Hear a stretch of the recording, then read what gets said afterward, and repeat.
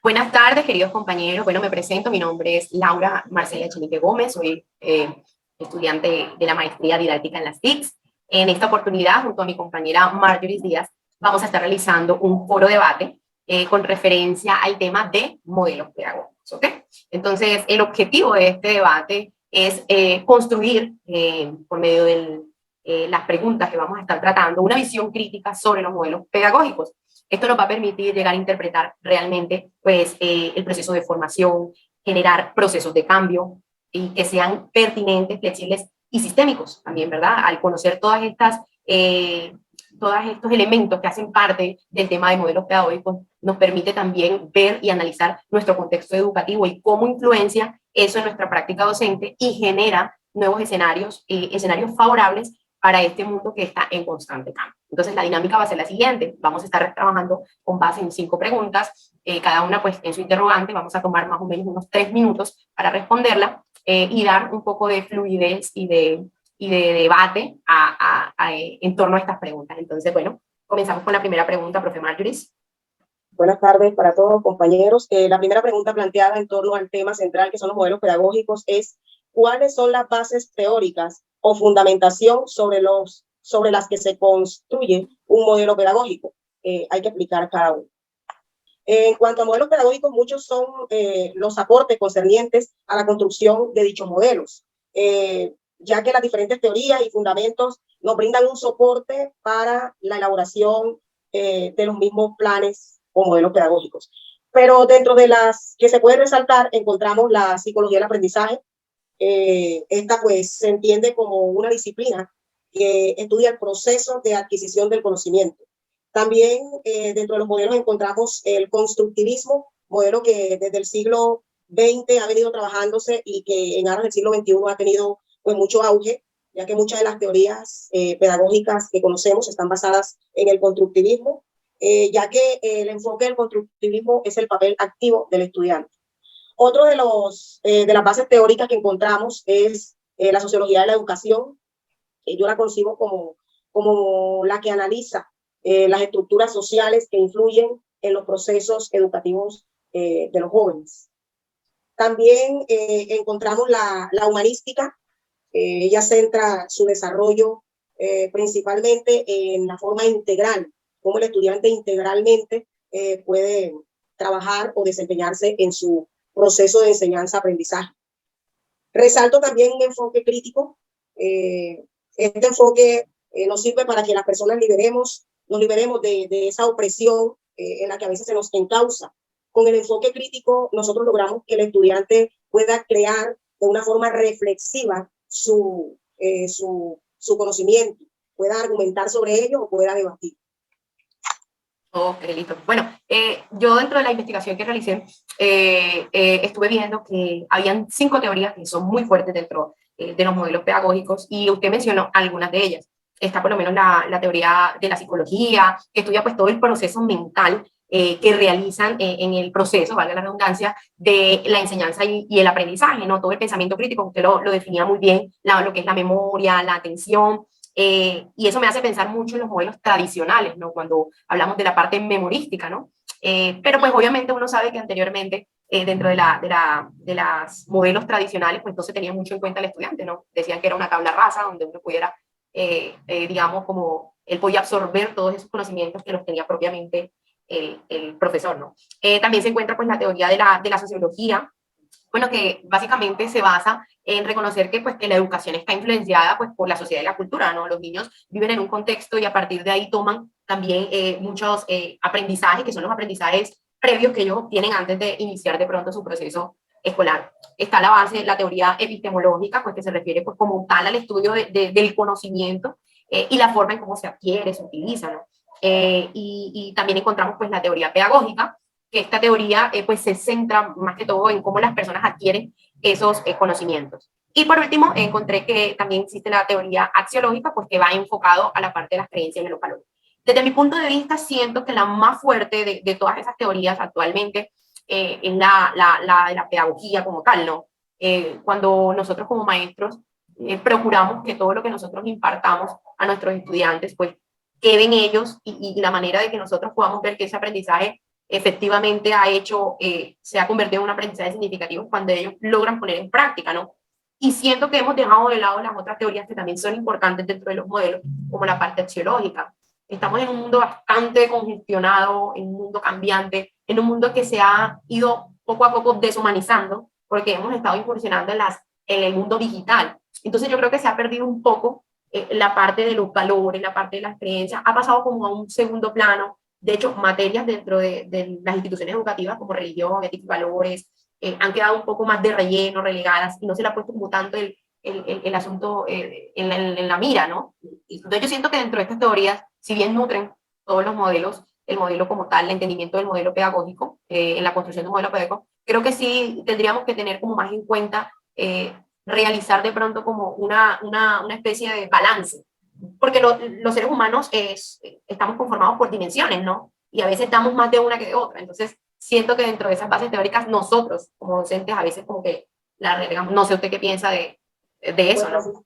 precisamente dándole un poquito de argumento a lo que usted está planteando, yo me enfoqué mucho en esa base humanista, porque precisamente la base humanista lo que busca es eso. Si bien es cierto que dentro de las escuelas nosotros hoy en día estamos muy supeditados a los modelos, entonces esos mismos modelos quienes se han creado para dar una mejor proyección a la estructuración de los esquemas educativos, muchas veces nos encapsulan y por ello siento que muchos de los procesos no logran los resultados que se desean.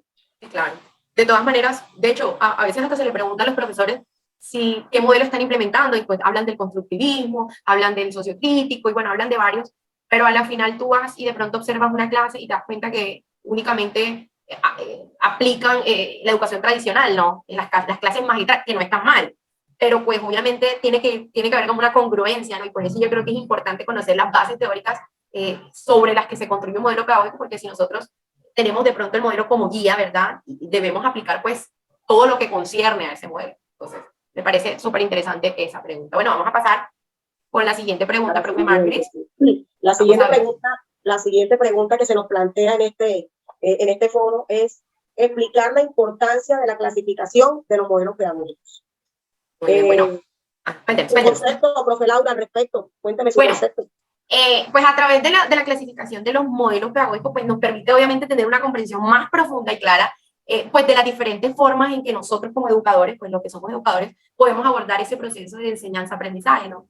Porque pues uno identifica las características pues principales, las fortalezas, las debilidades, porque pues no hay modelo perfecto, ¿no?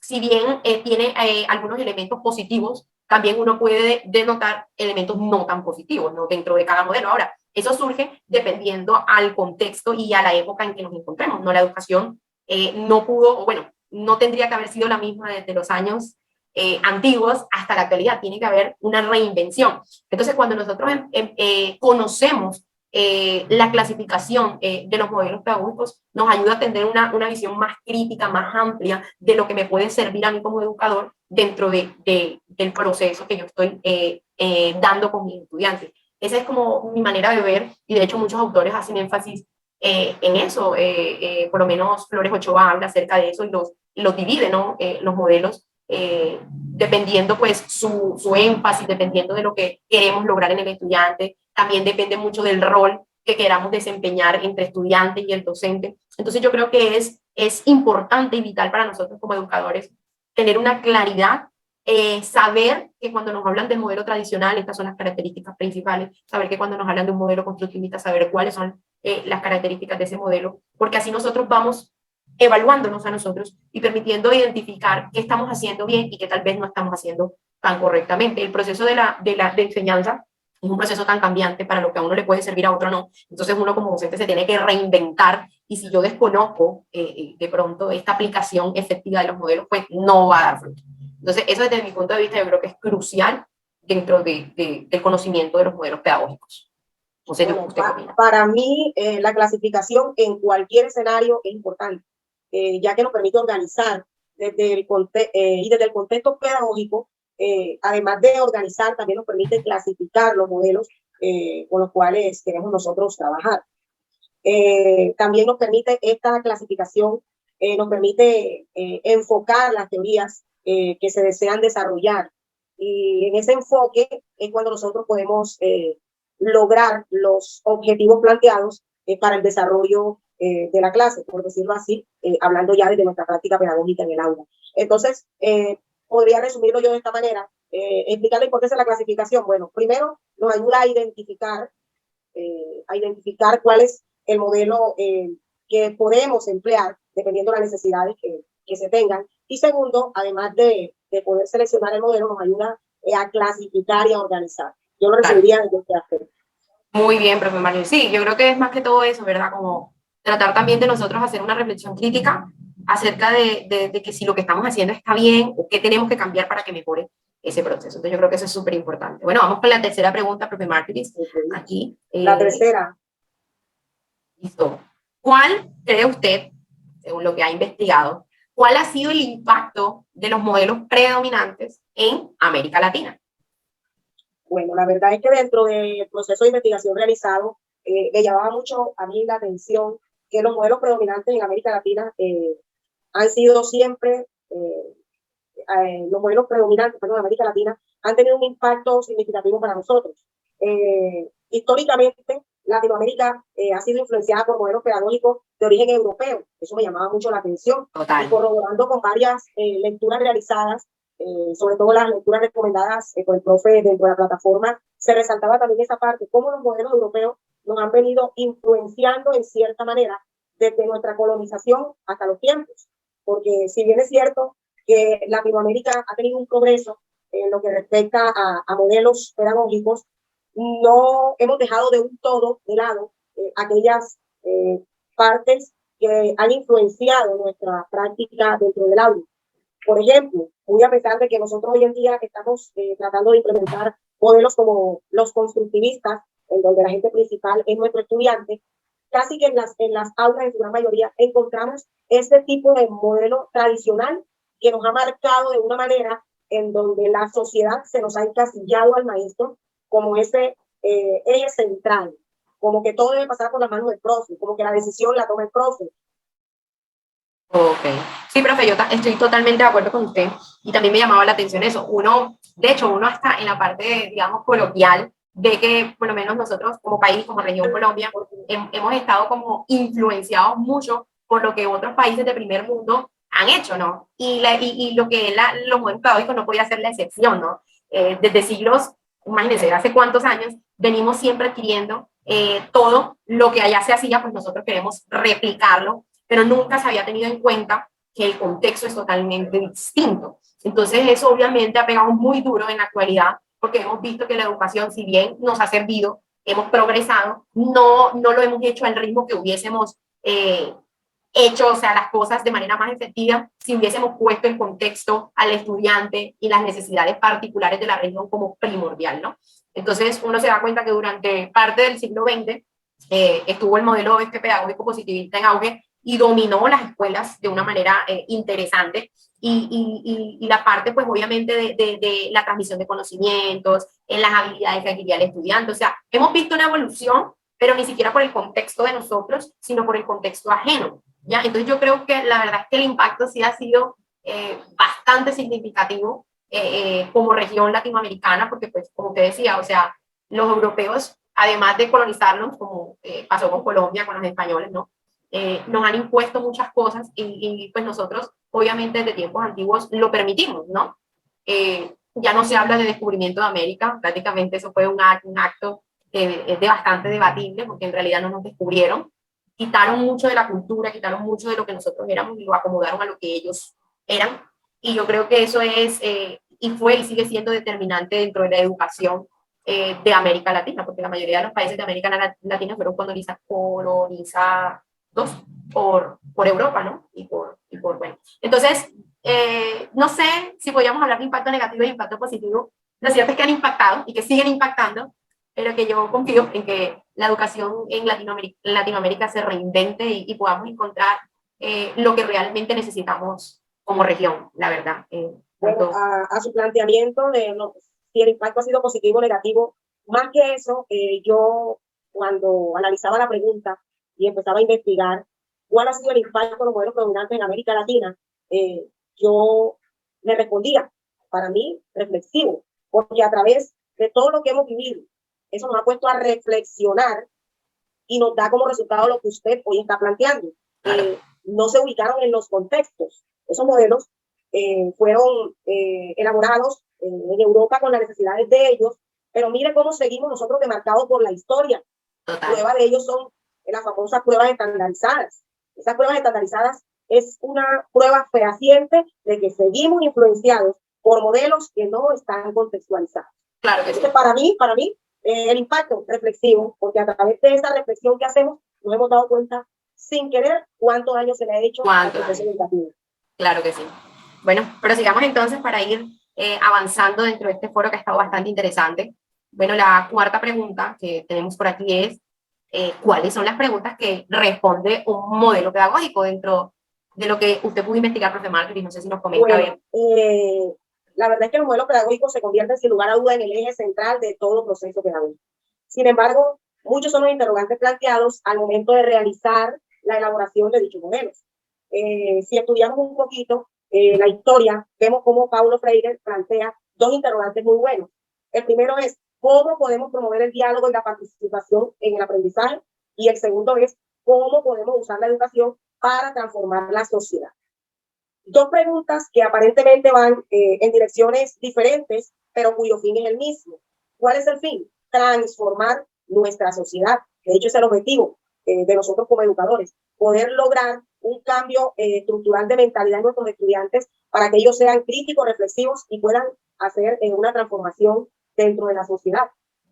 Y sin lugar a dudas encontramos muchos otros planteamientos. Me llama mucho la atención, por ejemplo, el de Dewey, que plantea cómo se puede enseñar a través de la experiencia y la acción. Y otro planteamiento que también plantea, valga la redundancia, Dewey, es cómo se puede fomentar el pensamiento crítico y reflexivo en el aprendizaje. ¿Será que como maestros nosotros podemos lograr influenciar a nuestros estudiantes para que su pensamiento sea crítico y reflexivo? Y de qué manera podemos hacerlo, porque en el hablar nosotros hacemos muchas cosas, pero ¿cómo hacer cantar esos interrogantes en la práctica, en el quehacer? ¿Cómo lo hacemos? Entonces sería bueno preguntarnos como maestros, dentro de nuestra práctica, ¿cómo lo estamos haciendo? ¿O será que continuamos con esos modelos tradicionales? Esa es la pregunta del millón. Yo creo que sí, porque cuando uno se plantea ese tipo de preguntas, uno o sea, hace una reflexión acerca de si realmente las está respondiendo o no, porque por lo menos cuando nosotros nos preguntamos realmente cuál es el objetivo de por qué estoy enseñando, ¿no? ¿Cuál es el objetivo que yo quiero alcanzar o quiero que mis estudiantes alcancen? ¿Quiénes son las personas a las que yo les estoy enseñando? O sea, ¿cuáles son las características que el estudiante tiene, su nivel de educación, sus habilidades, su edad? O sea, todo teniéndolo en cuenta, ¿no? Porque el estudiante es el centro y el por qué nosotros enseñamos, ¿no? ¿Cuál es mi rol cuando me enfrento a un aula de clases? Si soy solamente el que transmite o simplemente, o soy la persona que guía el proceso, orienta el proceso. O sea, cuando yo tengo definido y claro qué es, yo sé en qué bases estoy. Cuando yo también sé qué es lo que está dispuesto a hacer el estudiante, cuál va a ser su rol dentro de este proceso, qué contenidos voy a enseñar, cuando yo tengo eso claro, cuando yo busco también la manera, la didáctica en cómo se enseña, qué estrategias tengo que utilizar y cómo evalúo ese aprendizaje. Yo creo que cuando uno tiene esas preguntas claras dentro de, o sea, dentro de toda la práctica educativa, uno dice, estoy donde debo estar, soy constructivista, soy tradicionalista, soy crítico, soy, o sea, entonces yo creo que es súper importante hacernos ese tipo de preguntas y eso es lo que nos va a orientar nuestro quehacer pedagógico. Mira, por ejemplo, dentro de los planteamientos encontrados, también por John Dewey, que me llamaba poderosamente la atención, porque fue una pregunta que me puso a reflexionar y me puso a viajar en el tiempo de los 21 años que tengo al servicio del magisterio, y es cómo podemos fomentar la colaboración y el trabajo en equipo en el aula. Entonces yo me preguntaba, ¿será que con decirle, chicos, una pregunta de reflexión, reúnanse en grupo de 4, vamos a contestarla? ¿Será que esa es una metodología viable para lograr yo el objetivo planteado en clase, claro. el desarrollo de una clase? Bueno, entonces, la pregunta reflexiva. No, y nos hace como, en serio, yo estoy haciendo esto. Sobre todo porque si tú dices, listo, un trabajo en grupo en el aula, entonces los pelados cogen la silla y empiezan a rodarla, se agrupan según la indicación que da el maestro. Claro. Oh, 4, profe 5, 4, dije 4. Seguimos en la misma tónica del tradicionalismo, donde el docente es quien cumple el papel central en el proceso educativo. Partiendo de allí, cositas tan pequeñitas, partiendo de allí. Listo, grupo de 4. La verdad bueno. Es que sí, ahí tenemos para hacer una reflexión amplia de nuestro quehacer. Bueno, profe, vamos con la última pregunta, que ya el tiempo apremia. Vamos con la última pregunta, y es, yo creo que se parece mucho a la tercera que estuvimos hablando acerca de América Latina. Entonces, ¿cuál ha sido el impacto de los modelos pedagógicos en la construcción de los paradigmas educativos en América Latina? Okay. Bueno, partiendo ya de lo investigado, para mí el impacto ha sido de manera significativa, porque el simple hecho de hacernos un llamado a reflexionar sobre lo que hemos estado desarrollando en este proceso y empezar a estructurar y empezar a estudiar modelos y empezar a decir, bueno, este me sirve porque es que en este tengo el centro principal de todo, que es mi estudiante. Ah, bueno, este me sirve porque es que esto parte de las necesidades que presentan mis chicos. Para mí el impacto ha sido significativo desde ese punto de vista. Y esa significación que ha tenido el impacto es el que me ha permitido cuadrar pautas, para decirlo así, para poder empezar a desarrollar o poner en marcha mi modelo pedagógico dentro de mi escuela. Entonces, desde esa perspectiva, para mí, ha sido de carácter significativo. Okay. Bueno, igual podríamos también pues definir, obviamente, o hacer mención que cuando se habla de paradigma hablamos algo de más macro, ¿no? Los modelos pedagógicos se encuentran establecidos y también hay enfoques, hay corrientes, bueno, hay muchas cosas que tienen que ver con la palabra paradigma, que ya es el macro, ¿verdad? Pero sí siento que los modelos pedagógicos han influido en la construcción y la evolución de algunos paradigmas educativos. Y a su vez, los paradigmas educativos han condicionado la elección y la aplicación pues, de los modelos pedagógicos. O sea, ha sido como un toma y dame, ¿no? Exacto, y como habíamos hablado antes, pues nosotros venimos de una adquisición de modelos de Europa, de Estados Unidos, ¿verdad?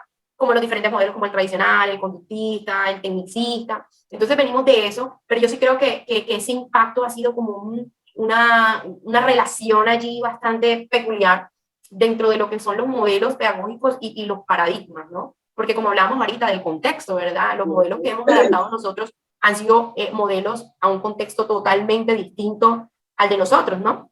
Entonces, yo creo que ahí vamos como en el redescubrir qué es lo que nosotros necesitamos, qué es lo que nosotros, de acuerdo a la visión que tengamos del mundo y la necesidad que tengamos como región, yo creo que eso va a tener que hacernos pensar reflexiva y críticamente, ¿no?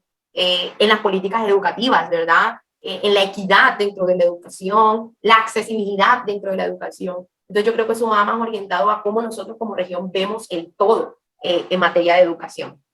Entonces, bueno, nos quedan un minutico, entonces vamos a cerrar, profe Mario, para despedirnos. Pues, agradecernos el tiempo que hemos estado aquí compartiendo, bastante fructífero, todo lo que tiene que ver con respecto a nuestro crecimiento, a nuestra carrera docente, pues bastante fructífero.